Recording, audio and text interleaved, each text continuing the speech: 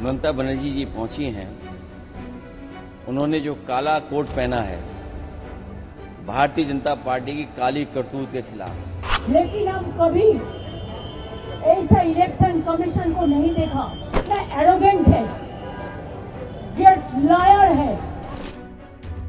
तो ये एक बहानेबाजी है। अपनी हार को बंगाल में देखते हुए ममता जी का एक नया नाटक है। पश्चिम बंगाल में मतदाता सूची के विशेष गहन पुनरीक्षण को लेकर सियासी और संवैधानिक टकराव अब सुप्रीम कोर्ट तक पहुंच चुका है, जहां मुख्यमंत्री ममता बनर्जी बुधवार यानी 4 फरवरी को शीर्ष अदालत में न सिर्फ याचिकाकर्ता के रूप में मौजूद रही, बल्कि देश के इतिहास में पहली बार एक मौजूदा मुख्यमंत्री ने वकील की हैसियत से अपनी ही याचिका पर दलीलें भी रखी। सफेद साड़ी और काले शॉल में कोर्ट नंबर 1 में पहुंची ममता ने इसे लोकतंत्र की रक्षा की लड़ाई बताया। ऐसे में यहाँ सवाल ये उठता है कि क्या एसआईआर प्रशासनिक सुधार है या राजनीतिक हथियार। सवाल ये भी है कि क्या चुनाव से पहले मतदाता सूची में बदलाव लोकतंत्र को कमजोर कर सकता है। दरअसल ममता बनर्जी ने आज यानी 4 फरवरी को चुनाव आयोग पर बीजेपी के इशारे पर काम करने का आरोप लगाते हुए सुप्रीम कोर्ट में दलीलें दी।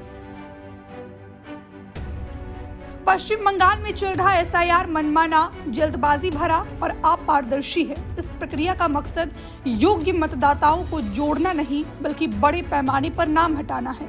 इस प्रक्रिया से दलित, आदिवासी और अल्पसंख्यक सबसे ज्यादा प्रभावित हो रहे हैं। अगर किसी का नाम हटता है तो उसे सूचना और सुनवाई का मौका मिलना चाहिए। ममता ने यह भी सवाल उठाया कि जब 4 राज्यों में चुनाव होने हैं तो एसआईआर सिर्फ विपक्ष शासित राज्यों में ही क्यों लागू हो रहा है। असम में एसआईआर क्यों नहीं हो रहा? क्योंकि वहां डबल इंजन की सरकार है। ममता ने अदालत से मांग की है कि 2026 के विधानसभा चुनाव पुरानी मतदाता सूची के आधार पर कराए जाए और जब तक सुनवाई पूरी ना हो तब तक नाम हटाने की प्रक्रिया पर रोक लगे।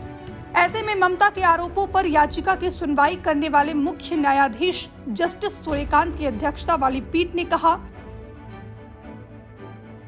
कि कोर्ट यह सुनिश्चित करना चाहता है कि कोई भी निर्दोष नागरिक सूची से बाहर न रह जाए। हर समस्या का समाधान संभव है ताकि किसी भी नागरिक के साथ अन्याय न हो। कोर्ट ने इस मामले में चुनाव आयोग को नोटिस जारी किया और मामले की अगली सुनवाई अब सोमवार को होने की बात कही। वहीं 2 फरवरी को ममता बनर्जी 15 सदस्यीय प्रतिनिधि मंडल के साथ चुनाव आयोग के दफ्तर पहुंची, जहां उन्होंने चुनाव आयोग पर जमकर निशाना साधा। हम बहुत दिन दिल्ली में पॉलिटिक्स किया है।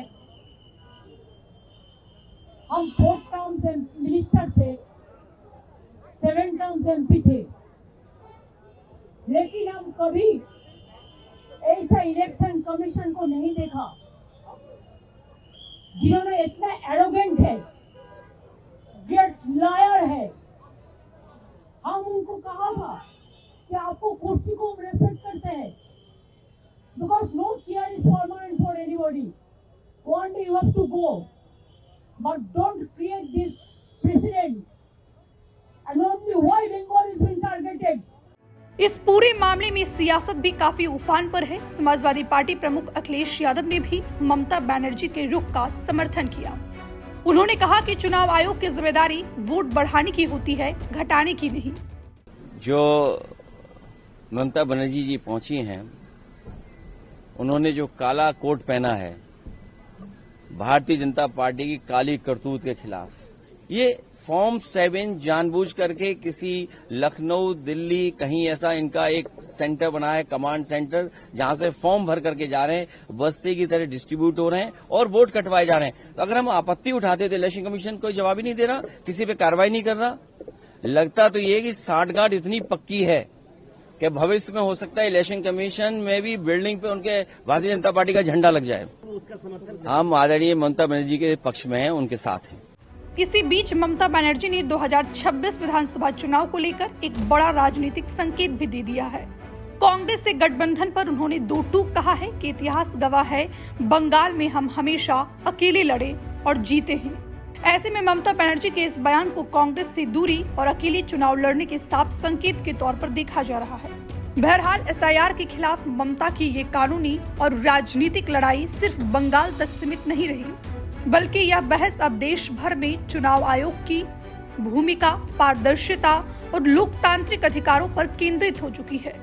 जहां सोमवार को सुप्रीम कोर्ट की अगली सुनवाई ये तय करेगी कि ये मामला केवल कानूनी रहेगा या 2026 की राजनीति की दिशा भी तय करेगा। Bureau report, Punjab Kesari TV. हमसे जुड़े रहने के लिए हमारे YouTube चैनल को सब्सक्राइब करें और नई वीडियो की नोटिफिकेशन के लिए बेल आइकॉन को दबाएं।